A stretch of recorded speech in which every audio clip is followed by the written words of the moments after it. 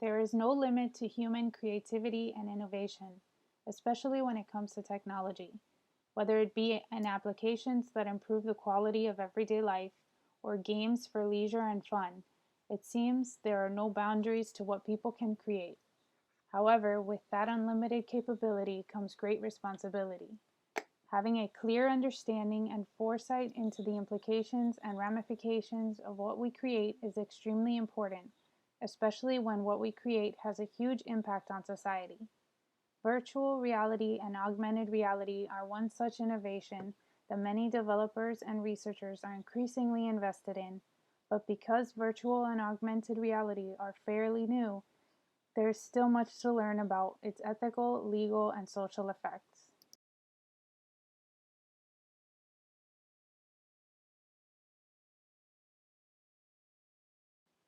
First, let's begin by defining what is known as VR and AR.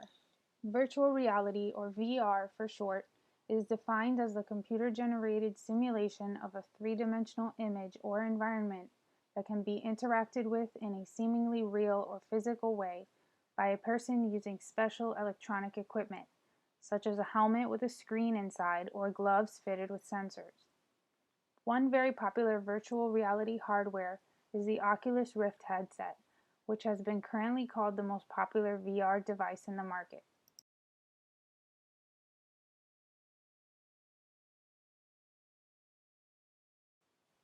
Augmented reality, on the other hand, or AR for short, is defined as a technology that superimposes a computer-generated image on a user's view of the real world, thus providing a composite view. Examples of augmented reality are games like the very popular Pokemon Go, phone features like Apple's Animoji and Memoji, and useful apps like Google Translate or the IKEA app.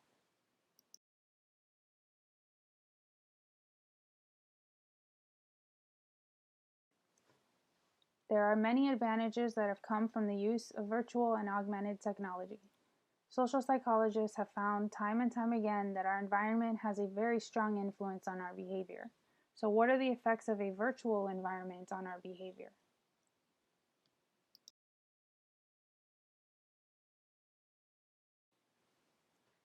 In a study conducted by Tabitha Peck from the University of Barcelona, participants were found to have less implicit racial biases after having been virtually placed in a black-skinned avatar.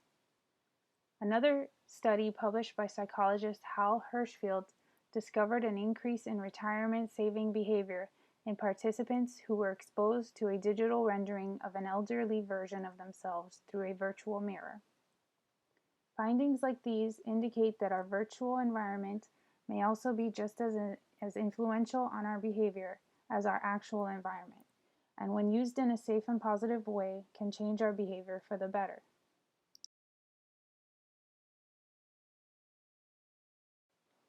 The medical field has also found major advantages to using VR.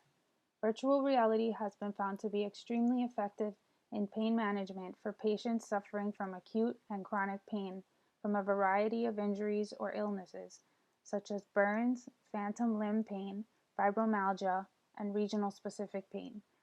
Virtual reality rivals even the strongest opioids used for pain management by immersing these patients in an interactive virtual reality.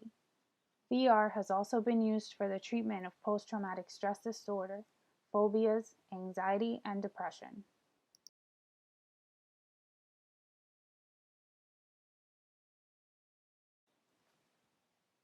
Although there are many positive advantages to using VR and AR, there also come some noteworthy drawbacks.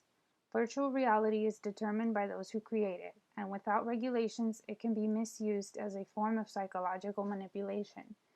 It is also known that being immersed in VR also has lasting effects even after leaving the virtual environment. Muscle memory, which is a form of procedural memory involving establishing a motor task through repetition, is another characteristic that can be affected by VR.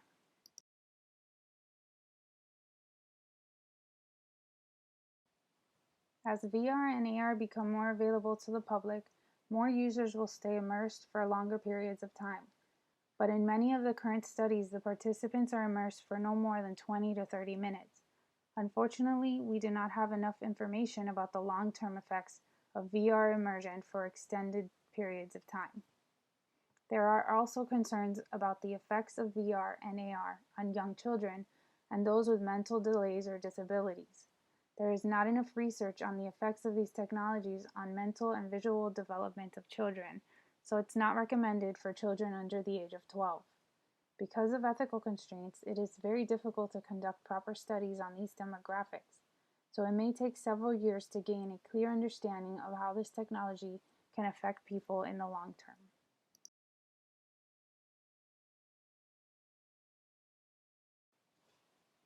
Other concerns about the use of VR and AR are privacy, ownership, copyright laws, and social implications. On the subject of privacy, many are concerned about how VR and AR are used in the collection of data.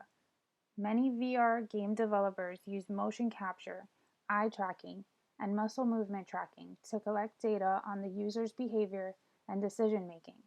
Many developers claim this information is useful in improving their games, but as we know, consumer information is very valuable in this day and age. So a major question is, how is that information being obtained? How is it being used? And how long is that information being stored? Ownership is another important matter to explore because as people become more and more immersed in these virtual worlds, they also become more and more vulnerable to attachment to their avatars. Avatars are defined as the graphical representation of the user or the user's alter ego or character.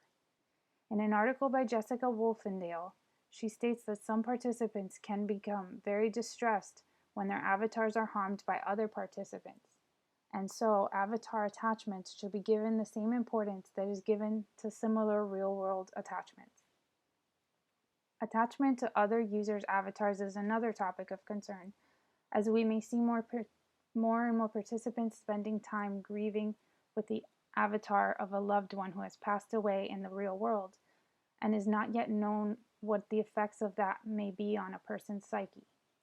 Also, as the world becomes more and more ascribed to the use of technology as a form of communication and social interaction, eventually using VR may be a new, more immersive way to communicate with those who are far away. However, a national survey conducted by Alan Teo indicated that older adults are at a higher risk for depression when communicating through telephone, writing, or email as opposed to communicating in person. These findings beg the question, as humans become more technologically immersed, what will be the consequences on their mental health?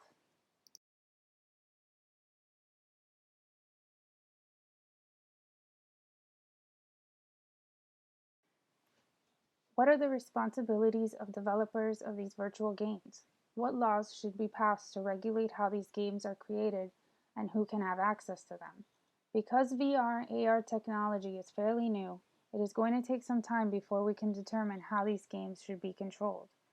As of now, there is a code of ethical conduct developed by Michael Mandery and Thomas Metzinger, published in February of 2016, and it is a good place for developers to begin when determining how to create ethical and safe virtual reality games.